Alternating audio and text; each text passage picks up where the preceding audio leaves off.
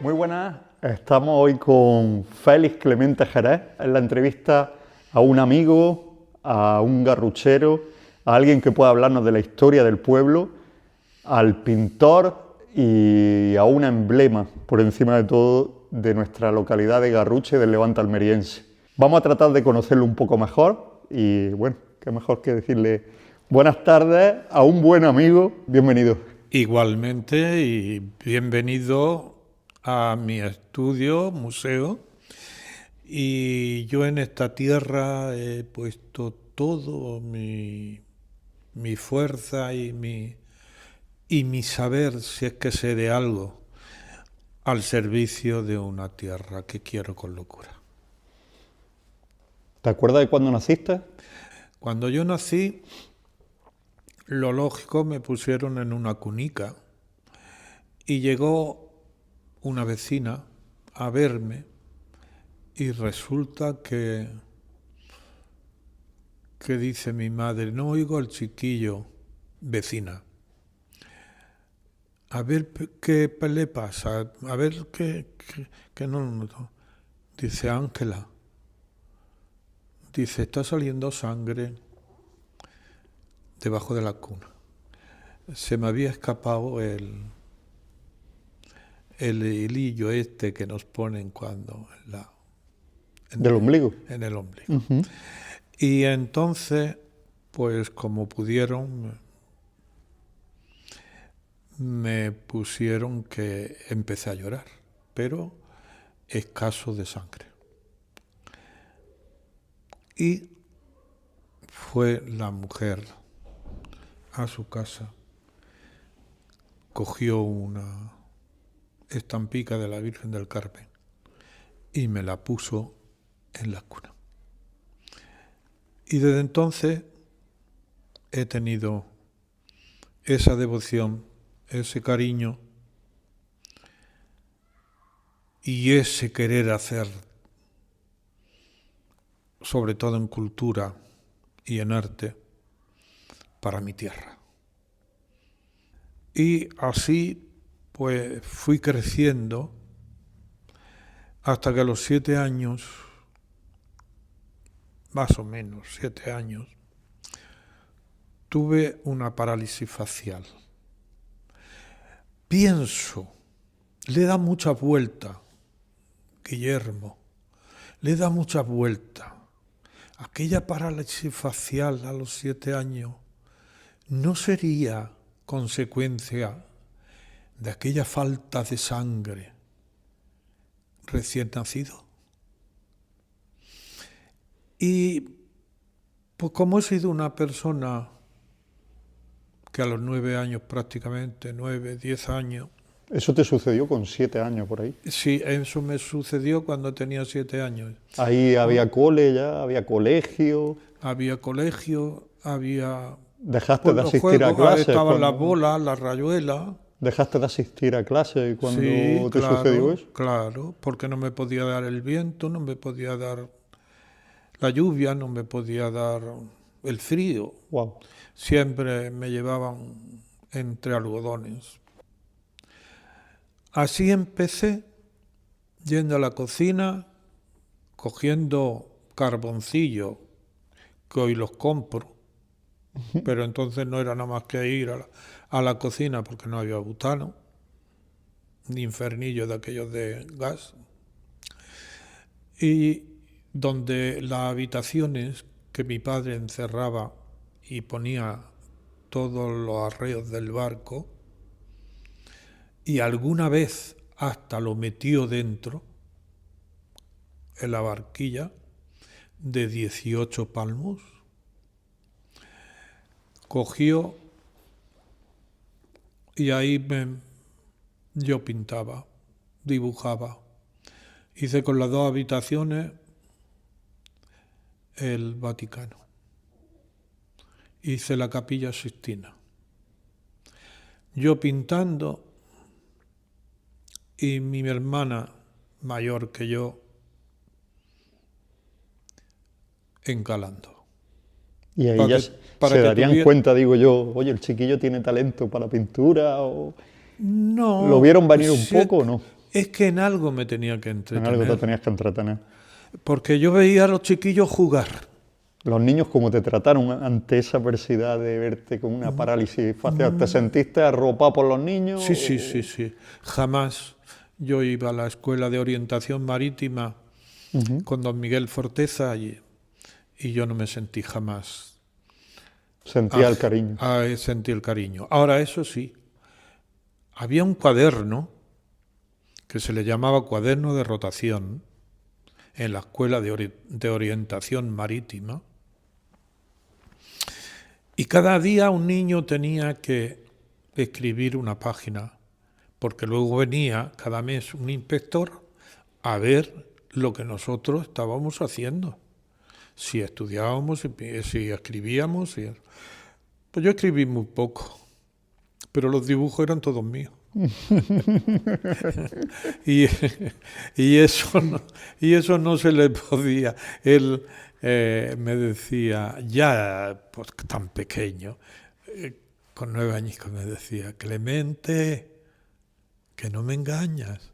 El maestro se reía, que me acuerdo cuando se reía, aquella muela, aquel diente de oro que tenía en la boca, y se reía, y era todo bondad, era todo inteligencia, era todo un gran maestro. Don José Aparicio y don Miguel Forteza.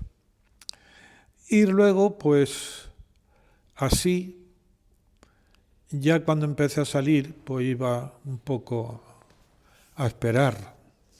Siempre, toda la vida estuve esperando.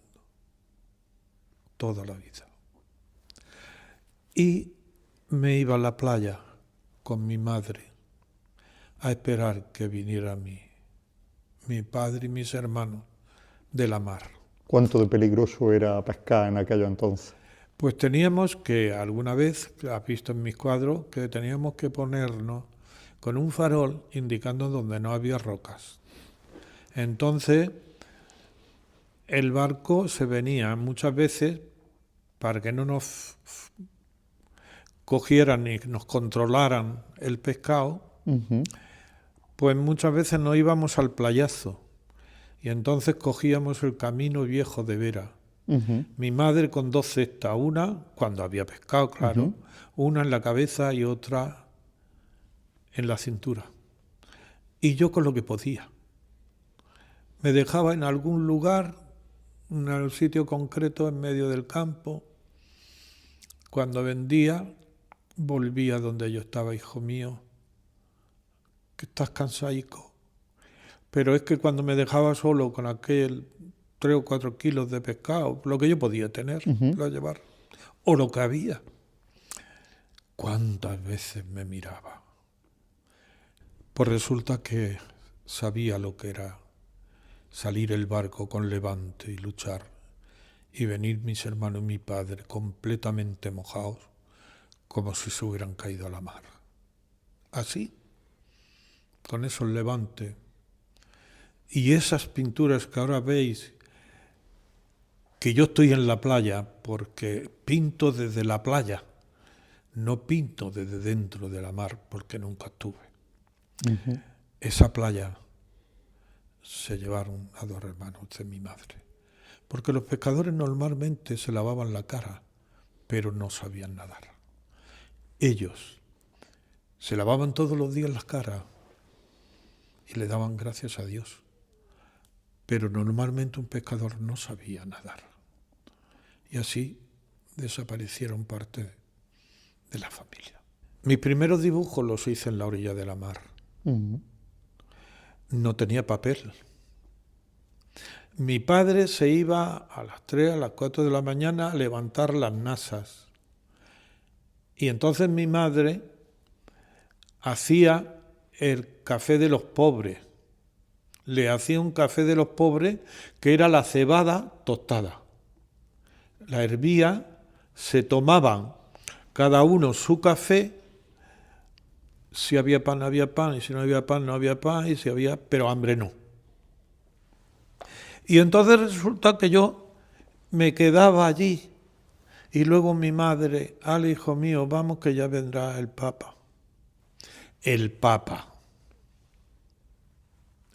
Y entonces resulta, pues que yo mientras que esperaba, o jugaba con los painicos, o jugaba a pintar en la orilla de la playa dibujos. ¿Con qué? Pintura. ¿Pillaba algún palo o ibas pintando? Con la mano, con un palo, porque Con todo lo que pillaba. entonces no estaban las playas tan limpias. Ujú. No estaban tan limpias, pero no había contaminación. Y así, pues venían las olas. Yo siempre he dicho que el primer blog de dibujo que he tenido ha sido la orilla de la mar y el primer borrador, las olas. O me iba cuando los barcos venían, las mamparras, venían con la sardina, con el boquerón, pues tenían que sacudir el arte. Y cuando se venían a la orilla de la playa, pasábamos por debajo, boquerón o sardinica que se quedaba, que no se había quedado en la malla del arte, pues luego se caía, pues nosotros la cogíamos. O sea que fue una época de necesidad. No sé hasta qué punto, pero lo que sí es cierto que fue de trabajo y honradez. De valores. Había valores. Había valores. Había valores. Había un levante y bajaba toda Garrucha a ayudar a varar el barco, el bote. Ahí había el varadero, lo que ahora es lo de barcos de lujo. Uh-huh. El puerto deportivo. El puerto deportivo, Sí, y ahí había una playa que estaban las barquillas varadas. Uh-huh. Y cuando había que irse fuera, había que bajar con un cubo o con lo que fuese, a echarle agua, porque era madera, que con el viento y con el sol se abría. Entonces había que ir todas las tardes a mojarlo para que el barco no se rompiera. Uh-huh. Y a veces ya no se usaban, y por eso veis en mi pintura tanto barco descompuesto, por ejemplo, como este que tengo yo a la espalda. Uh-huh. Así que fue una vida bonita. Y te voy a decir bonita por qué. No había persona, mujer, que no limpiara su puerta, que no barriera su puerta y no estuviera cantando. La gente cantaba. La gente se iba al brasero del malecón en invierno y ahí delante del sol pegándole tenían su tertulia y tenían sus chistes, su manera de reír, pero nunca con insulto a nadie. Y eso lo he vivido entre ellos, y eso lo he querido entre ellos. Y cuando se iba mi padre, que he dicho lo del café, ese papel era el que yo usaba, el papel de traza era el que yo usaba para dibujar. Porque yo quería tener algo y empecé quitándole el azulete y empecé quitándole a mi madre el azulete y empecé pidiéndole a mi padre un poquito de pintura de lo que le daba al barco y empecé. ¿Quién te hubiera dicho a ti que luego vendría un pintor? Decía, Ángela, ¿qué vamos a hacer con el chiquillo? Y decían mis hermanos, antes que hablara mi madre, ya hablaban mis hermanos. Y decían, papá, pues no estamos nosotros aquí. Pues ya está, ya el chiquillo se pondrá grande. Y un día hablaron de meterme a Cabarceló, que era un carpintero, de los buenos. Uh-huh. Hacían camas, hacían muebles, maravilloso. Pero un día iba vendiendo yo pan, iba yo vendiendo el pescado con mi madre por toda la calle Mayor, que eran puertas de atrás de la gente que venía a veranear del malecón. Toda la calle Mayor prácticamente eran puertas de atrás. Y por las puertas de atrás íbamos vendiendo el pescado. Y entonces me vio Juana Martínez. Juana Martínez y don Aquilino, que era su marido. Y entonces tenían una tienda y tenían un estanco, y cuando me vieron, Juana compró poco de pescado el tiempo que me estuvieron viendo con mi madre. Y entonces parece ser que don Aquilino le dijo: Juana, este sí. ¿Cómo? Que este sí. Este sí, Juana. Entonces salió ella a la puerta y le dijo a mi madre: Ángela, acércate. Y entonces pues nos acercamos y vamos con las cestas de pescado y vamos vendiendo. Yo ayudándole a mi madre porque era un ser inútil para la mar. Y que Aquilino, don Aquilino quiere que el chiquillo se venga a la tienda. Dice: ¿cómo? Que se venga a la tienda, mi Felico. Dice: sí, Ángela, han venido mucha gente y a don Aquilino no le ha gustado. Pero ha sido ver al chiquillo y ha dicho: Juana, este sí, este chiquillo sí. Y así empecé mi vida y compré un infernillo para que mi madre pues ya dejara, y con el sueldo lo fui pagando. Ya me sentía yo Útil. No, yo no me sentí, yo me sentí tan querido. Más o menos esta es mi infancia, Bueno, Guillermo, que tú querías estuviste rodeado de cariño. que por lo tú, que tú, sí. Me he quedado a media en una pregunta. Dura y difícil, pero son las que te quiero hacer. Preguntas que te hagan pensar. Si cerraras por un instante los ojos, pasas hacia adelante, evoluciones que ahora hablaremos con pausa de todo eso, luego fundas tu familia, tienes tus hijos, todo, hasta llegar hasta llegar a ser el pintor que eres, con el reconocimiento no local ni nacional, sino que internacional que tienes. Si te viera tu padre ahora mismo piensa por un momento que tu padre está aquí. ¿Qué crees que te diría? Mi padre lo sabía. Mi padre lo sabía. En el año 60 yo ya empecé a vender obra.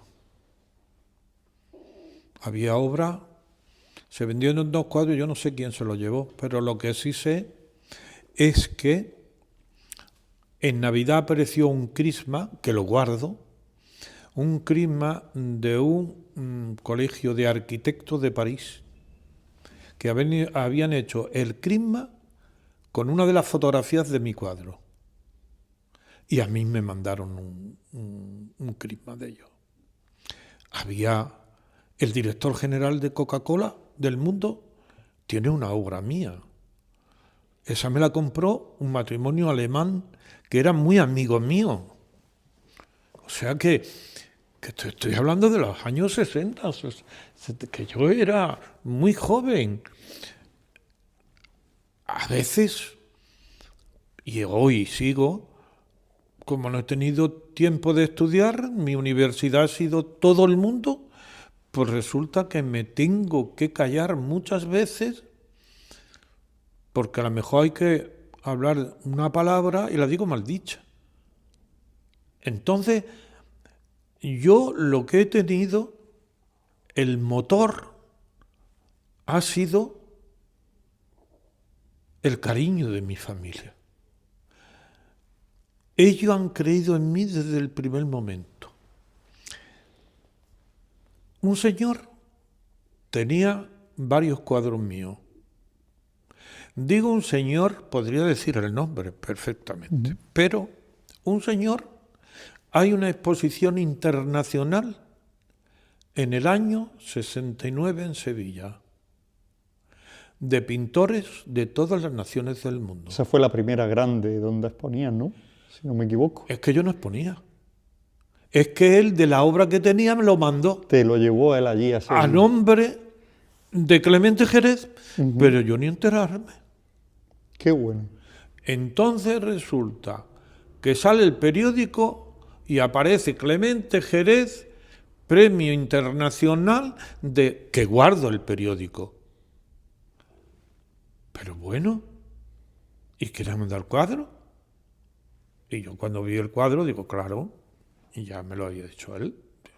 Yo esto porque creo que estás en el camino y creo mucho en ti.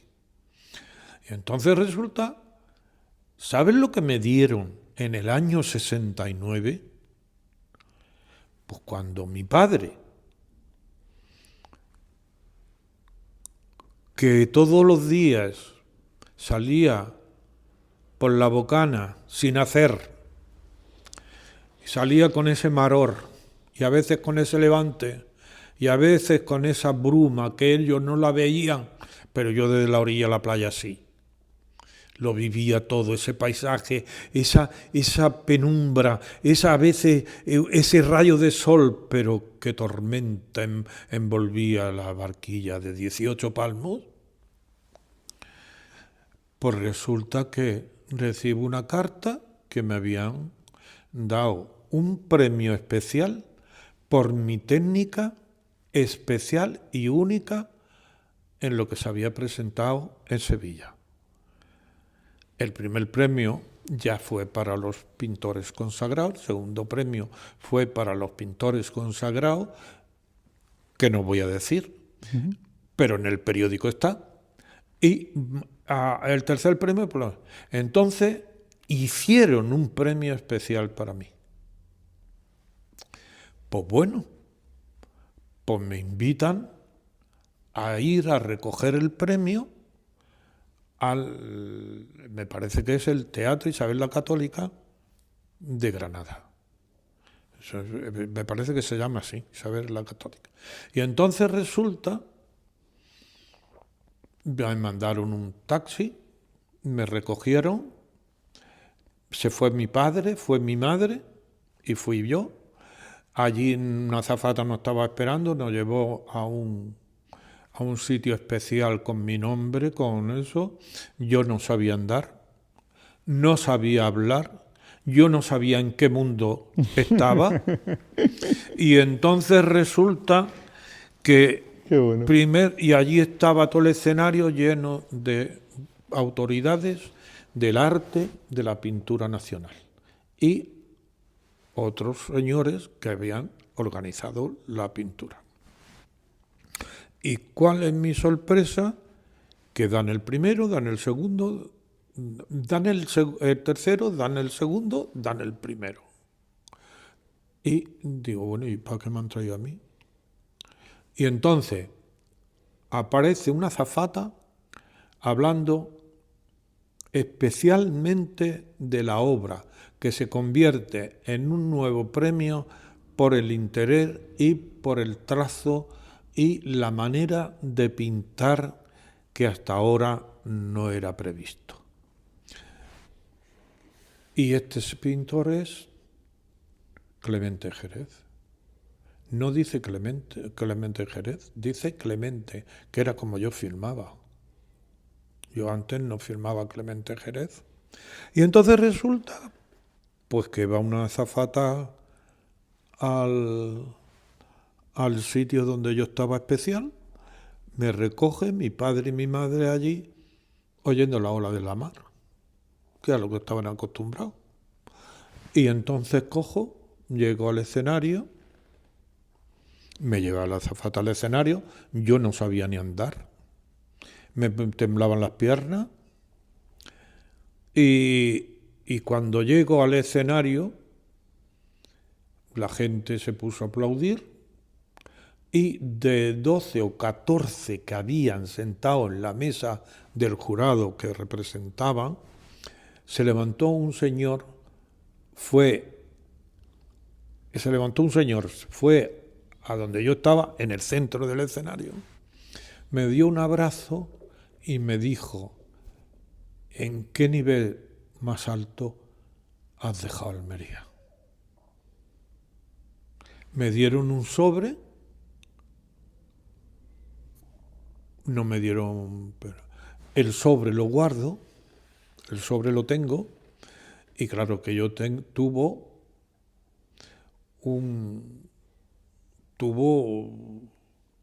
opinión en todos los periódicos, que los guardo, que los tengo.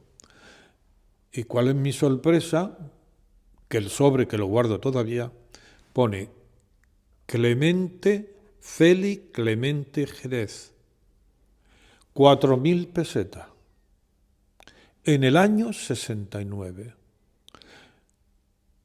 Bueno, pues yo la verdad tampoco lo leí, porque allí no estaba para leer lo que me estaba... Eso era mucho en aquella época. ¿De cuánto podemos estar hablando equivalente a día de hoy?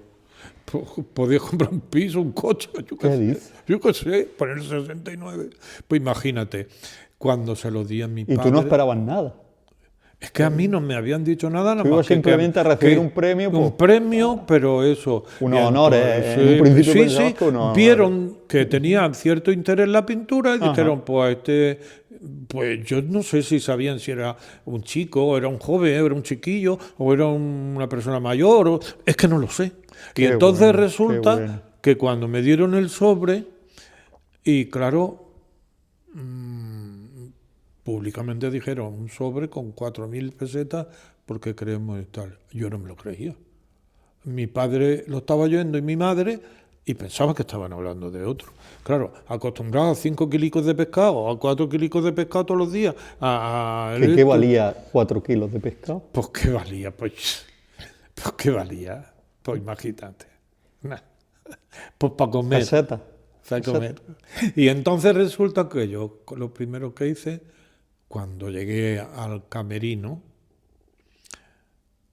cuando llegué a la platea donde yo estaba, estaban mis padres, le di el sobre a mi padre. Y mi padre, cuando llegó a la casa, para que lo vieran mis hermanos, encima de la cama, puso las 4.000 pesetas así. Digo, esto es de mi familia. Esto es de mi padre, de mi madre y de mis hermanos. ¿Qué te dio? ¿Un beso, un abrazo? ¿Tu madre, tu padre? ¿Qué te dieron? Besos me besaban todos los días y abrazos me daban todos los días. Simplemente porque cuando ya... ¿Y recuerda alguna frase especial? Sí. Recuerdo una frase especial que decía, cuando llegaba de la mar, dice, hasta el chiquillo pintando, ¿verdad? Dice, hay que ver este chiquillo. Y mi hermana decía, no, papá, no he pintado, papá, no he pintado. Que no. ¿Cómo que no he pintado si huele a pintura? Pues pensaba que yo perdía el tiempo, claro. Y entonces resulta que no, papá, que no, que pues ¿cómo lo iba a engañar a él? Pues mi casa olía a Ríos de la Mar, porque estaban los calamentos, estaban las nasas, estaban las boyas, estaban los hierros, estaba todo era de la mar. Y entonces resulta que pues, ahí me encerraba yo y ahí pues donde yo hice la carrera. Luego, cuando empezaron a bajar las piedras para terminar el muelle grande, que había una grúa que se le decía el Titanic, la Titanic, pues entonces los vagones yo ya pintaba, porque los vagones los dejaban ahí donde está el Costa Blanca, por ahí los dejaban tirados, y yo cogí un trozo de yeso de las paredes, que era yeso, no era hormigón, y entonces resulta que yo pintaba, ahí iban todos los vagones pintados por mí, cuando los bajaban las piedras desde el Calvario, desde el Calvario, que había una vía que bajaba por la Rambla para abajo, hasta luego al llegar al malecón, a mano derecha estaba la fábrica de hielo y a mano izquierda ya todo el malecón en tierra con la vía para llevar la vagoneta llena de piedra, pues para llevarla para terminar el puerto grande, donde hoy cargan los barcos, donde cargan los. Es fácil decir autodidacta. Y cuando escriben por ahí en cualquier gremio del arte, es un autodidacta. Yo pienso y me suelo preguntar qué hay detrás de la autodidacta. Y de hecho ayer precisamente estuve leyendo una cosa que decía la inspiración, esto es un poco místico, pero la inspiración de Dios suele venir a los artistas cuando están en silencio y tienen tiempo para observar con detenimiento y observar con el alma. Algo así era más o menos lo que leía. Y yo digo, Félix Clemente, cuando leo en algún artículo autodidacta, pero ¿cómo? Si no tenías instrumentos, si no tenías de nada, si me estás diciendo que pintabas con yeso, que usabas lo que te ibas encontrando, ¿qué te inspiró a ti? ¿Qué parte de eso que leí yo ayer se dio en ti de decir, qué inspiración, de dónde te viene a ti esa inspiración para tú hacerte autodidacta? Vale. ¿Cómo? Mira, como toda carrera, llámese arte, llámese música, llámese cuando uno se dedica a algo, tiene que conocer el oficio. Ahí detrás hay un oficio que tienes que saber. Pero yo estuve un tiempo, mucho tiempo, que todo lo que hacía me salía del corazón. Soñaba con eso, vivía con eso, dormía con eso. Te voy a decir una anécdota. Mira cómo estaba mi padre pendiente de mí, que cuando había viento y las puertas, que no eran de aluminio, hacían ruido, metía trozos de papeles, trozos de cartón y trozos de trapo para que no hicieran ruido las puertas, se traqueteo. Sí, para que yo durmiera tranquilo. Eso lo ha hecho cientos de veces. Era un mimado de pantalones. Te tuvieron entre algodones, chiquillo. Entonces resulta, cuando a mí me así hicieron... es que no hay quien te haga la contra luego. No, resulta que cuando a mí me dieron el premio, yo no pude hablar nada. ¿No dijiste nada? Porque yo no, absolutamente nada. Seguramente me pondría colorado. Pero resulta que yo dije, si voy a seguir, tengo que prepararme, aunque lo de autodidacta siga, pero tengo que conocer el oficio. Muy bien. Entonces, pues mucho antes, yo cogía chatarra. Porque mi padre, antes del premio, yo cogía chatarra. Y con la chatarra que yo cogía en la orilla de la mar y por las calles cuando llovía, que se hacían barrancos grandísimos y salían los platos aquellos que alumbraban al pueblo, platos verdes y blancos, pues se caían al suelo, yo los cogía y yo se los vendía al Calvidiega. Y entonces con ese dinero yo me compraba la pintura. Pero no bastaba eso. Tú tenías que conocer perspectiva. Tenías que aprender, correcto. ¿Qué? ¿Y qué hiciste? ¿Fuiste a alguna...? Pues entonces me apunté en una escuela de Barcelona. Ajá. Y salí, pues, Bueno, pues me apunto en una escuela para saber armonía, composición, equilibrio, técnica, perspectiva, anatomía. Y no se te olvide vivir en una ciudad después de haber estado viviendo a la orilla del mar.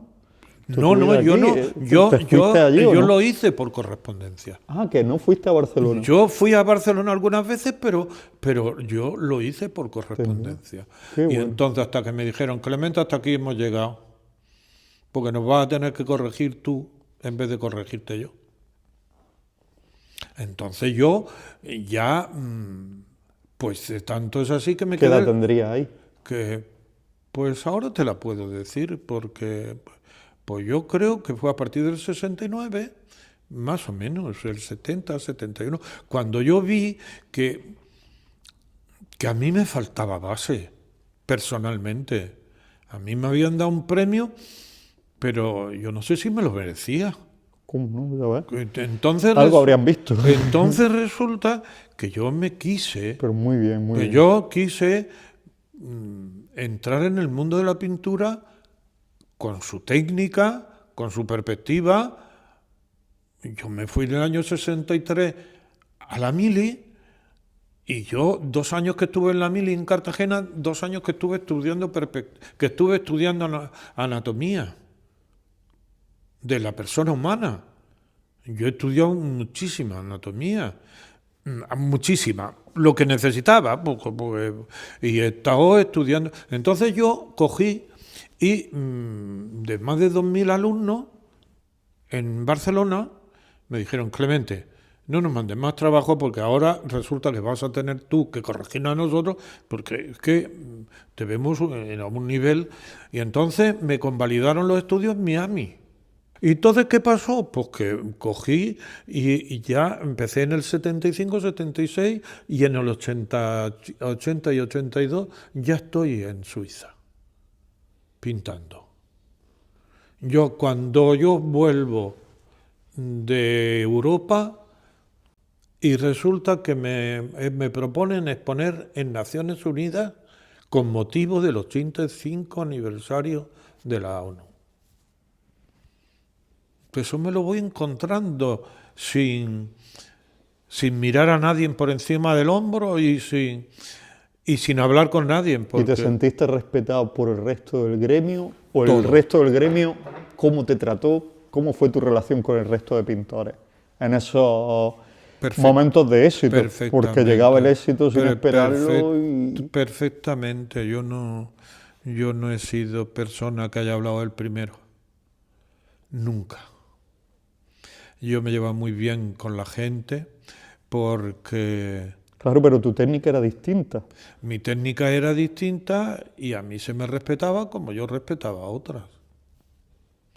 Lo que sí es que era extraña, porque donde ya se ha dicho de todo en el mundo de la pintura, que yo sea único, comulgarás con la técnica o no comulgarás, pero por la crítica de más de medio mundo, sí. Nueva York, América, Grecia, Italia, Bélgica, Holanda, Francia. Yo he estado 12 años yendo a Francia. ¿Cuándo te enamoraste por primera vez? Me he enamorado toda la vida de la pintura. He estado enamorado toda la vida Esto de lo la va a ver pintura. luego tu mujer, ¿eh? No, ándate pero la única mujer que ha entrado en mi vida de verdad y de mentira, no he tenido otra. ¿En serio? Nada más que mi mujer María, a la que quiero con locura aunque no se lo demuestre. Pero yo no he tenido otra mujer. ¿Con cuántos años llegó el amor a tu vida? ¿Cuándo llegó María? A los 33 años. ¿A la edad del Señor? A la edad del Señor. ¿Y los chiquillos vinieron pronto? Pronto. Era un... Que le envío un saludo a los tres, que coincide que son buenos amigos míos. Y artistas también. Muy artistas. Los tres. Y entonces resulta que yo la pintura, yo tuve que prepararme. Hoy viene un crítico de arte, se pone a hablar conmigo y puedo hablar. Con más acierto o menos acierto según el criterio de cada persona. Pero yo hoy me pongo a... Primero no me hace ninguna gracia, ninguna ilusión criticar la pintura de nadie. Para mí ya la persona que se pone delante de un caballete tiene todo el respeto del mundo. Haga lo que haga. Pero yo prefiero que esté uno delante de un caballete creando que no en el bar criticando. Entonces yo tengo una manera de ser que todos son amigos míos. Todos son amigos míos. Porque saben que jamás a la espalda va a haber nada. Yo la espalda la tengo limpia y la conservaré limpia mientras Dios me deje el tiempo que Él vea oportuno. Pero la pintura, como todo oficio, tiene que tener oficio. Entonces, eso es lo que es el mundo de la pintura. Por eso siempre que da un paso para adelante, he mirado 3 o 4 veces dónde voy a poner el pie. Para rebalarme lo menos posible. Para caerme lo menos posible. ¿Que me caigo? Naturalmente, soy humano. Y tengo que tener de todo. Pero consciente de que tú eres tonto y que vas a pasar por donde yo quiera, no. Eso no lo haré jamás. ¿Que se vende? Se vende. ¿Que no se vende? No se vende. Entonces realmente así es Clemente Jerez. Empezaste a vivir de vender cuadros, de dar clases. No. Ese fue tu... No, yo en las clases yo las he dado gratis siempre. O sea, tu vida fue el vivir de vender los cuadros que hacías. Mi vida fue que yo salí de Juana Martínez, que pues, luego entré en una tienda de Ginés Soto, una bellísima persona, y entonces resulta ahí aprendí lo que era un negocio. Y luego 2 amigos nos salimos de Ginés Soto y nos independizamos. Y entonces tuve yo mi tienda toda la vida de Dios, toda la vida. Y luego pues ya nos independizamos cada uno. Él tiene su trabajo, somos verdaderos amigos que nos queremos. Y yo hice la tienda en la que he vivido hasta que me casé y pintando. Hijo, cuando me dices, hijo, vas siempre liado y con prisa. ¿Cómo ibas tú entonces en ese tiempo? Con el negocio, la familia, pintando cuadros, iba igual que yo. Si tú eras peor que yo. Me dediqué más a la pintura. Tú tenías lío ahí en esa época, me imagino. Ya me dediqué a la pintura con más tiempo, pero ya tenía un poco ya cuando me casé y María dice, no te preocupes que aquí me quedo yo en la tienda. Y ya... Pues, y pudiste entonces disfrutar un poco más de... Ya empecé a viajar. Ya empecé a viajar y ya me tiraba... Por ejemplo, no se me olvidará jamás, gente que se había ido después de la guerra. En Suiza vive mucha gente, descendientes, y en aquel entonces, en el 80 y tanto, algunos. Y resulta que cuando me vieron, tú no te puedes hacer una idea, tuve que pasar una Semana Santa allí, en Suiza. Y entonces gente que no se quedaron después de la guerra, porque tuvieron que irse por su ideología política, pues resulta que a mí me acogieron. Me invitaron y tengo unas poesías ahí hechas de ellos, que eso era una maravilla, que es una maravilla, todo lo tengo archivado. Es verdad. Y entonces resulta que me invitaron una tarde, me parece que fue un miércoles santo, en un teatro de Ginebra, donde hicieron un acto religioso con tambores y alguna saeta, Y fue impresionante. Esa Semana Santa, esa semana de pasión no se me olvidará jamás. Y estaban, claro, pues habría gente de todo, unos creyentes y otros no creyentes, porque yo en eso no entro. A mí me interesa la persona, no la ideología, y me interesa el respeto. Y entonces resulta que la verdad es que allí pasé un miércoles fue algo extraordinario. Y dieron un pregón de Semana Santa impresionante y unos tambores tocando, una banda de música. Fue impresionante. Y todo ello, claro, si estaba exponiendo allí, estaba exponiendo un español, pues lo mismo me iba uno de California, que me iba uno de Rusia, un ruso con mucho dinero, o me iba la Unión de Bancos Suiza, que de vez en cuando mandaba al crítico de arte. O sea que, pero yo allí, pues la verdad es que es maravilloso. Y entonces resulta pues que así ha sido mi vida. ¿Dónde has sentido más valorada tu obra? ¿Fuera de España o en España?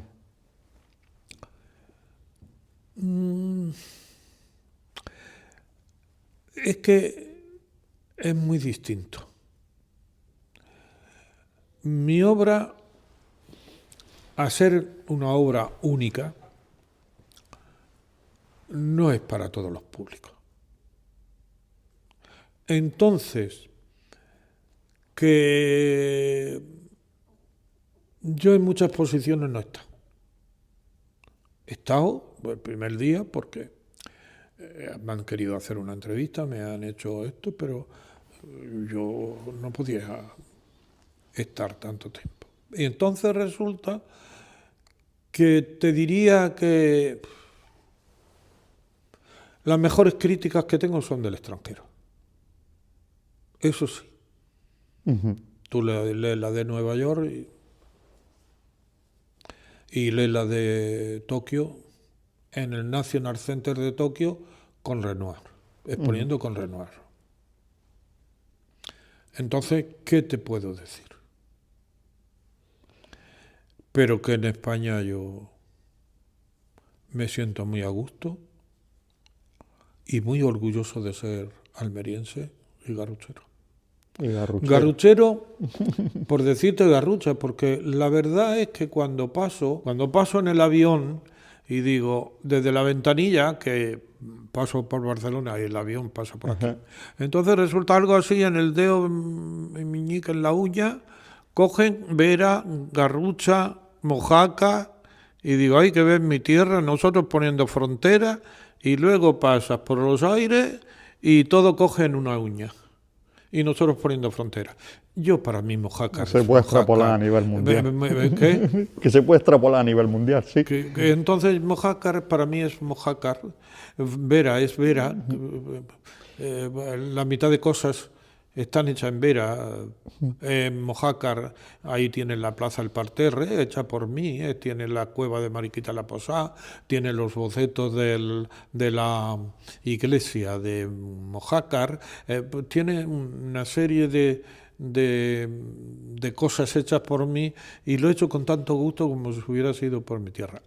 Como garruchero, y pensando en la gente que pueda ver, nos van a permitir, quien nos vea desde otro sitio que no sea Garrucha, que hagamos un pequeño clip de Garrucha como garruchero y la edad y la perspectiva que puedas tener del pueblo dada tu edad. ¿Cómo crees que ha evolucionado el pueblo desde que tú eras ese niño hasta el día de hoy? ¿Cómo ha evolucionado Garrucha y su gente? Tiene situación, amaneceres, crepúsculos, tiene el poniente, tiene el levante. Garrucha lo tiene todo. Todo. Nosotros estamos en un triángulo, que lo voy a decir por primera vez, pero estoy estudiando sobre él y pintando sobre él. Si me estáis oyendo, veréis que la Sierra Cabrera termina en Mojácar y la Sierra de Villarico empieza en Villarico. ¿Quién fue el que empujó ese trozo de sierra que nos deja la playa libre y se la llevó a vedar? Te gusta tu pueblo, ¿eh? Me gusta. Me gusta mi pueblo y me gusta mi tierra. El ser humano. Vamos a filosofar. Vamos a hacer filosofía y un poco de mística antes Lo de que acabar. tú quieras, hijo, lo que tú quieras. Eso me encanta cuando me dice hijo. Cuando vienes a la oficina y te ríes de mí. Hijo, te envié un mensaje Sí. y no me contestaste. Me encanta. Vamos a ver, el ser humano, ¿hacia dónde va, Félix, a estas velocidades que llevamos? Yo esta tarde, para estar aquí contigo, y Enrique también, en la burbuja que llevamos, tropecientas mil cosas que hacer, todo el mundo tiene unas prisas de miedo. ¿Esas prisas existían antes o esas prisas cuando llegaron al ser humano? ¿Qué va a pasar con este ser humano que va tan alocado? El mundo tiene prisa. El mundo tiene prisa. Pero es que el mundo lo hacemos nosotros. Y la gente tiene prisa y no piensa que tiene 24 horas al día. Y que algunas horas le pertenecen a él, a esa persona, a esa... Y la gente no tiene conciencia de que lo primero que hay que hacer es vivir. Vivir. Es vivir. Estoy convencido de lo que dices. Entonces, todo lo que demás viene sin quererlo. Tú tienes un trabajo, disfruta del trabajo. No lo hagas obligado. No lo hagas como una condena. Disfruta del trabajo. Pienso como tú. Tú comes, no le pongas pero a la comida, que otros la quisieran y no la tienen. Tú tienes una edad, mira para atrás y verás cómo eres un rey. Tú lo que tienes que hacer es ser tú en cada minuto y en cada 5 minutos y en cada hora del día. Ser tú. No te cambies por nadie, porque entonces le estás quitando la personalidad a otro. Y tú quieres ser, por ejemplo, está mal que lo diga, pero tú quieres ser como Clemente Jerez. No, hijo, no. Clemente Jerez tiene sus dolores, tiene su dolor de cabeza, tiene su preocupación por los hijos. Tú tienes que tener los tuyos. Así. Y no tienes que decir porque uno tiene o el otro no tiene, el uno vive, el otro no vive. ¿Tú crees que antes era más feliz que ahora? Yo lo sé, sin duda. Sin duda. La prueba la tienes que ya te he dicho antes que todo el mundo cantaba. Eso me ha encantado, ¿eh? Todo el mundo cantaba. ¿Comprende? Hay que apoyar lo que sea positivo. Hay que apoyar lo que sea bueno. Hay que apoyar lo que le da valor a un pueblo. ¿Qué parte ha jugado la espiritualidad? Háblame hasta donde quieras de cómo te sientes y qué significa dentro de tu obra lo que es el mundo espiritual y tu religión. El hombre tiene sus valores en el corazón, en el alma. Y esas cosas se dan si tú quieres que se den. Si tus puertas interiores las abras para que entre el amigo, entre Dios. Quiere decir que eso es tan sumamente personal que lo manifiestas al mundo y el mundo no se tiene que dar cuenta. La primera vez que hice la Pasión en Turre, el primer día, yo, entre más de 80 personas de etnia gitana, elegí un Cristo, como elegí pues a todos los personajes de la Biblia. Se le hizo una publicidad enorme porque fue en medio del campo. En medio del campo, donde el Calvario era un monte de verdad. Y resulta que termina ese Cristo de hacer la pasión, conforme se resucitó en lo alto, porque lo bajaron de la cruz y como todo estaba dirigido por mí, pues lo enterraron y resucitó justo prácticamente como estaba en la cruz, desnudo, solamente con un paño que lo taparon y que luego resucitó y bajó monte abajo, donde yo me encontraba dirigiendo todo el montaje y toda la pasión, porque era original mía. Me abrazó la gente aplaudiendo, más de 4.000 personas, y me dio la corona de espina, que está ahí en el museo, y me dijo, tómala, porque yo mañana me voy a un convento. ¿Cómo que te vas a un convento? Y el año que viene, Dios dirá. Desde aquí le quiero hacer un homenaje a mi amigo Juanico, porque ha estado casi 40 años en Fray Leopoldo y ha muerto. Y quería, aunque esté fuera de contorno de esta entrevista, quería tener ese pequeño encuentro con él y que vea, por ejemplo tú, Guillermo, que el que me está haciendo la entrevista, mi manera de actuar y mi manera de ser. No tiro cohetes, no hago ruido, pero si alguien me necesita, mi puerta nunca está cerrada. Si cogiera un joven al azar del pueblo y se pusiera aquí delante tuya ahora, vamos, un joven del mundo, quiero decir, con la experiencia y el bagaje de vida que tienes, ¿qué consejo le darías? Cuando vosotros estabais montando, habéis visto que han pasado 5 o 6 niñas, preciosas todas ellas, me dicen el Chacho Félix. Son personas, niñas, que pasan para abajo, que tú ves para arriba, y yo lo único que les digo, me conocen de 2 palabras, solo de 2 palabras. No os metáis con nadie, ni permitáis que nadie se meta con vosotros. En ellos está el bien y el mal. Que no se equivoquen, que no les cueste trabajo en decir no, que a la larga recogerán 100 por 1.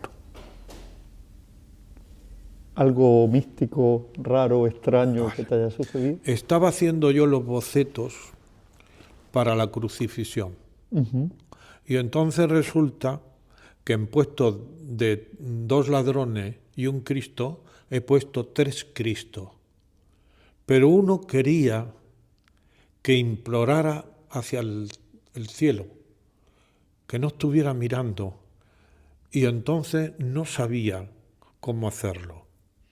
Limpié la cera aquí, cogí y puse la fregona en el cuarto de baño. Y entonces otro día cuando vine, los pelos de la fregona, con la luz que hay encima del espejo, estaba el Cristo exacto que yo quería dibujar y no me salía. Lo tengo en fotografías, lo tengo en documentación, lo tengo... Qué bonito, todo qué bonito esto que cuentas. Entonces resulta... Eso no sabía, no me lo habías contado nunca. No, resulta que el Cristo que yo, y si el cámara le parece bien y quiere recogerlo, a mí no me importa, ese Cristo que yo estaba buscando y que no me aparecía, había hecho varios,